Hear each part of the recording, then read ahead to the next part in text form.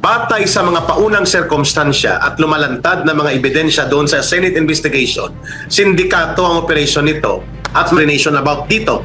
Kaya ano po ang dapat dito? Ang dapat dito ay ipasuspend ito ni Pangulong Bongbong Marcos Jr., si Mel Robles.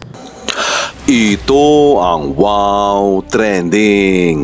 Ka-Eric, ibinunyag ang milagro na nangyayari sa PCSO. Sindikato daw at may nakikinabang sa pera ng loto na ayon pa ay mga fake winner lang daw ang mga ito. At magugulat ka talaga kapag malaman mo na karamihan sa mga winner ay mga taga Bulacan. At nais ni Ka-Eric na suspindihin si Mel Robles ni Presidente Bongbong Marcos. Ang dalawang nanalo pala ng tig 500 million pesos ay tropa pala ni Melquiades Robles. At sa loob ng 17 days, 5 ang nanalo, 2 100 million, 3 500 million, in total of 1.7 billion pesos. At ito pa ang nakakagulat dahil kanina lang, the Philippine Charity Sweepstakes Office reported on Thursday that the agency is losing approximately 500,000 daily due to canceled lotto tickets.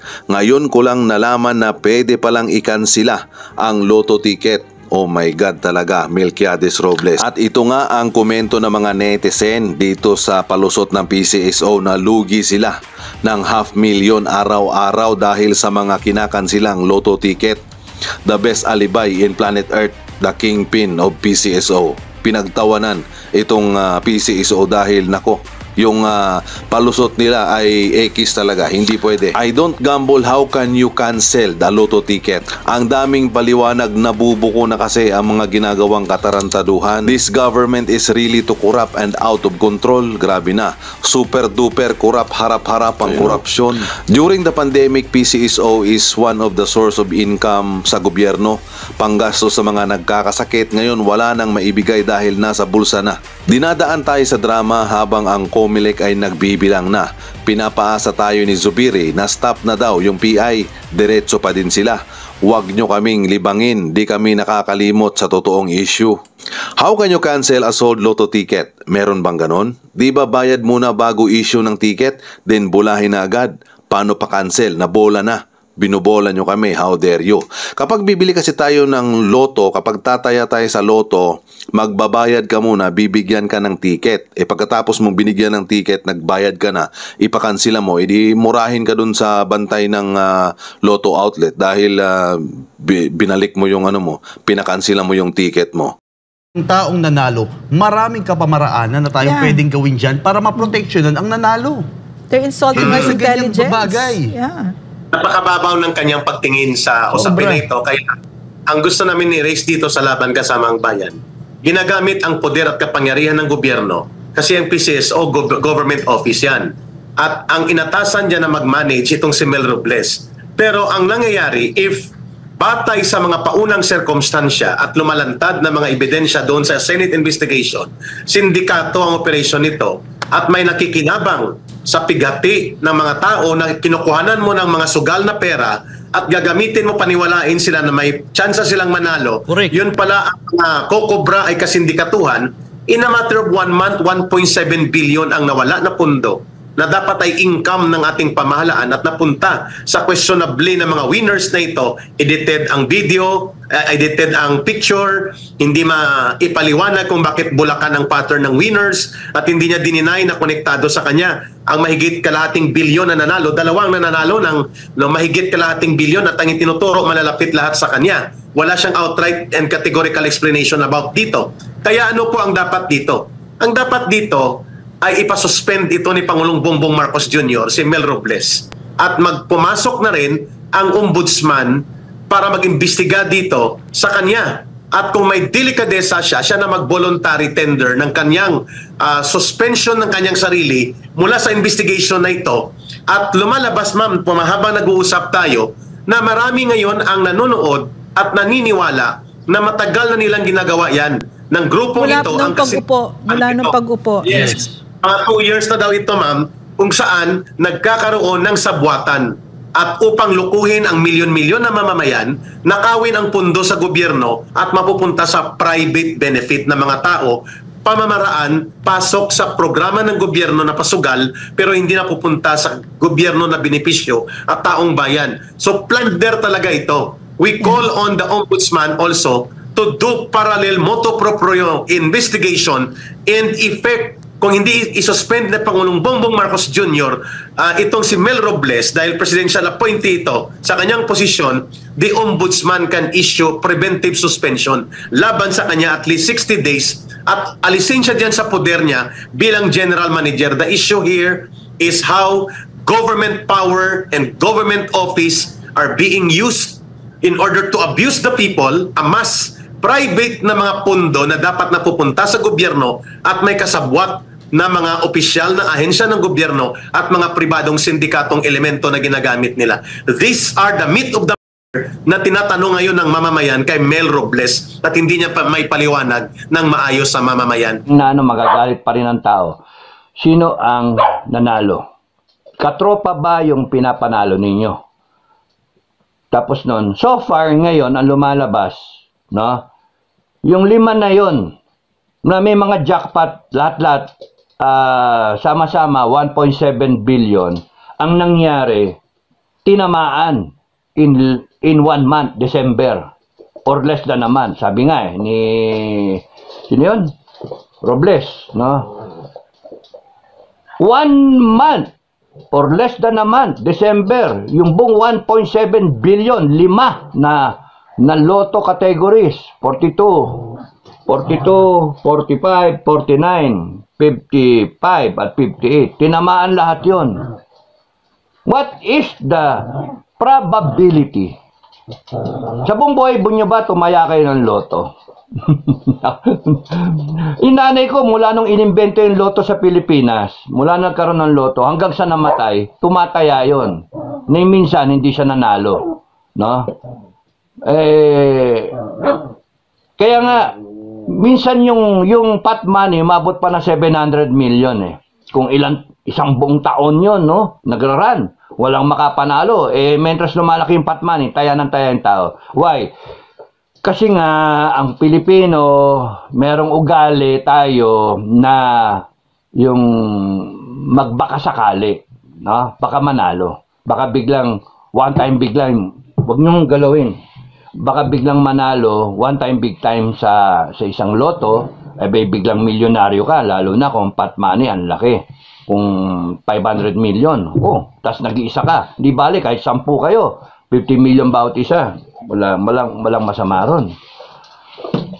Now, what are the odds na manalo? Nilista ko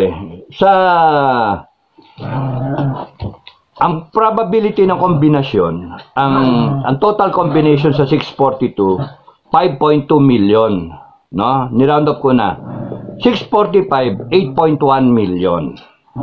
Ang 649, 13 million. So, mentras na dadagdagan ng numero, 6 lang ng 6, pero yung base ng numero, 42, 45, 49, incremental, tumataas yung yung kombinasyon. Siyempre, 5 million, 8 million, 13.9 million, almost 14 million sa 49, 649.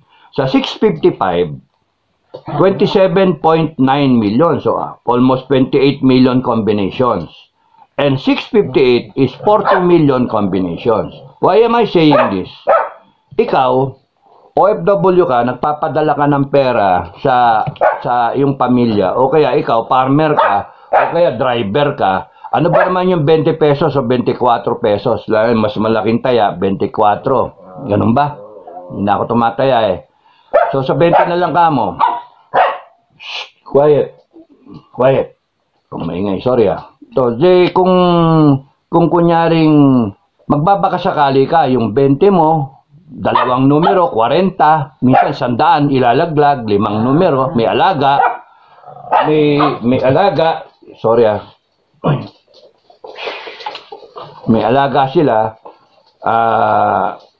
pag biglang tamaan. So what is 100 pesos compared to tamaan mo kunyari 20 million, 30 million, 50 million. Pero ang kalaban mo is kung 658, 40 million combinations. What are the chances na tamaan mo yung numerong tinataya mo, tapos matsatsambahan pa na kung tumama ka, kung sakaling tatama ka, mananalo kayo, 10 o 20, kasi alaga rin niya yung numero. Usually Pilipino, alaga, di ba? Birthday ng bawat isa sa pamilya, o kaya special dates, no? Kunyari, kinasal ka ng 15, nag-anak kayo ng 19, yung ganun ba? Yung panganay mo, 19. Sinilang ng 19, yung sumunod, sinilang ng 22, yung isa, sinilang ng 23 dates. O kaya yung edad na, tinataya. And so on and so forth, ang daming ng Pilipino.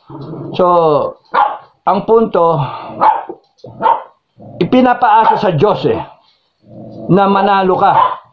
So, kung ikaw, tumama ka, it is an act of God already. Given the combinations from 5,642,000 to 40 million combination 658. It is an act of God na manalo ka talaga. Yung mapanaginip pa may numero, may bumubulong sa'yo, alagaan mo. Nangyari na yun, mananalo ka, 5 numero. Kulang na lang na isa. Imagine, tuwan-tuwa ka nun kasi may kapalit na May kapalit na yung pera, yung mo may babalik sa yung pera, no? Kaya iba't palit ticket. Sorry. Shh, quiet. Mga iba, palit ticket. Tuwan-tuwa ka na. Act of God. Pero what is happening now? Yun yung problema. Act of man na puwersado na may mananalong ibang tao. Binastos nila yung mismong pamamalakad. How the whole concept works. Lahat tayo nagbabakasakali, tataya tayo, hoping against hope. But trusting in heaven na manalo ka. 1 out of 40 million combinations tinayaan mo. Ganun din yung isa. Dasal, dasal, dasal. Ang langit, grabe, daming dasal. Ang daming dasal. Ganun, daming dasal. Pero, what is happening? Binaboy Yung sinasabi ngayon sa investigation at yung clamor ng yung mga ibang kababayan natin, napuwersa, may pinanalo, doon nagagalit ang tao.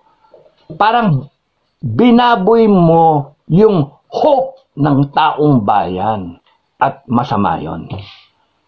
Yung act of God, sinapawan mo ng act of the devil. Mga walang hiya kayo, mga demonyo kayo. Yun yung nakakainis doon. Kasi para puwersahin mong manalo yung tao na piling-pili ninyo, samantalang ang daming taong nagtataya, hoping na, ang pot money, 100 million. Ba't di ka mapapataya nun? Baka mapanalunan mo, tsambahan mo. Not knowing na meron na palang preconceived plan, a very diabolical plan, na sila pala mananalo. Question mark. Still being investigated by the Senate. Ang walang yan ng mga ganyang klaseng tao. Ang walang yan ng mga ganyang klaseng Pilipino. Dapat dyan kinakatay. Dapat dyan, mga walang kwentang Pilipino. So, nagkaroon ng 500 million, tatlo na pot money, 500 million. Isang 49, isang 655, isang 658. Taya ka rin. Yung pangnonoche buena mo, putragis yan. Tinaya mo na. Putragis yan. Tatlo Tinaya mo na, baka tsambahan ko. Kalahating bilyon, 500,000. Tapos biglang tatamaan din in a span of 4 na linggo, December. Di ba talagang questionable? Baboy Kaya ako, hindi muna ako, advice ko sa lahat na kamag-anak ko, mga anak, kamag-anak, lahat, kaibigan, huwag kayo munang tumaya ng loto. Hanggang hindi yan naayos. Hanggang walang nakukulong. Huwag kayong tumaya ng loto. Sabihin, economic sabotage. No, it is my right. Because there is a question mark dun sa the way you are running things in PCSO. Mga walang niya kayo, gigibain ninyo yung tragis kayo. Hanip, gigibain ninyo yung hope ng taong bayan, yung yung itatabi niya yung 100 pesos niya o 20 pesos niya. Kung ano ibibili niya na gamot kunwari, painkiller o whatever, ibibili na lang niya ng 2 kilong bigas yung 100 niya. Itataya pa niya sa loto with the hope that may God's plan para sa kanya, manalo siya. Mga walang niya kayo sa gobyerno kung totoong nangyayari yun. Malalaman natin sa Senado or wala na nang mangyayari because ginugulo lang tayo, hindi natin alam kung ano nangyayari. Kaya sabi ko, dagdag 5 months and 11 days. Pababa ng pababa ng pababa. Spaghetti pababa ng pababa. You better shape up. They should have gotten authority from Malacanang, Office of the President. Nalakas ng loob ng mga taong to, hindi na humingi ng permiso sa Malacanang. Sa OP. And then here they are, sila pa rin. Preventive suspension, dapat yan. Preventive suspension. Walang niya kayo. Ang sa akin yan, kung ako yun nandyan, oy, Robles, tumigil ka muna. May problema sa iyo Tigil ka muna, masisira yung institusyon. Wala nang bibili ng loto. Ba't bibili ang tao ng loto? Parang isinusubo nila doon kung sino man mananalo. Sinira ninyo yung konsepto na kahit sa Pilipino, guys, sa Pilipino, 10 milyon lang sa atin ang tumaya sa 20 pesos. No? 20 pesos sa 10 milyon. Oh, that's 200. 10, dagdagan mo ng 1 0, tsaka 2. 200 million yun. Kung ginawa mo 100, ang taya mo, on average, 100, 2 0 sa 20 million, 2 billion yun. Sipin nyo yun, hindi baling kumastos sa Pilipino, yung 10 million na Pilipino ng 2 billion, may manalo lang 1 o 10, masaya kami, na maayos.